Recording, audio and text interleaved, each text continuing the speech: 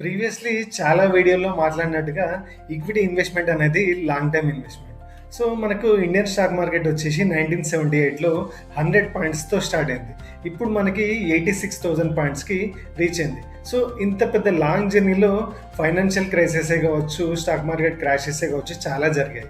So, globally కొన్ని events చూసినట్టయితే Latin American debt క్రైసిసే కావచ్చు, యూరోపియన్ డెట్ క్రైసిసే కావచ్చు, ఏషియన్ ఫైనాన్షియల్ క్రైసిసే కావచ్చు, లేదంటే మనకి Chinese stock market crash, Japanese asset bubble కొలాప్సే కావచ్చు. మన ఇండియన్‌లో కొన్ని జరిగిన ఈవెంట్స్ ఏందంటే, మనకి కేతన్ పరేఖ్ స్కామే కావచ్చు, లేదంటే హర్షద్ మెహతా స్కామే కావచ్చు, రీసెంట్‌గా జరిగిన కోవిడ్-19. సో, ఇలా చాలా ఫైనాన్షియల్ క్రైసిస్‌ని, స్టాక్ మార్కెట్ క్రాషెస్‌ని ఎదుర్కొని మన ఇండియన్ స్టాక్ మార్కెట్ సెన్సెక్స్ వచ్చేసి 100 పాయింట్స్ నుంచి 86,000 పాయింట్స్‌కి రీచ్ అయింది గైస్. సో, లాంగ్ టైమ్‌లో ఎవరైతే స్టే అవుతారో వాళ్ళకే మంచి రిటర్న్స్ జనరేట్ చేస్తుంది గైస్. Thank you.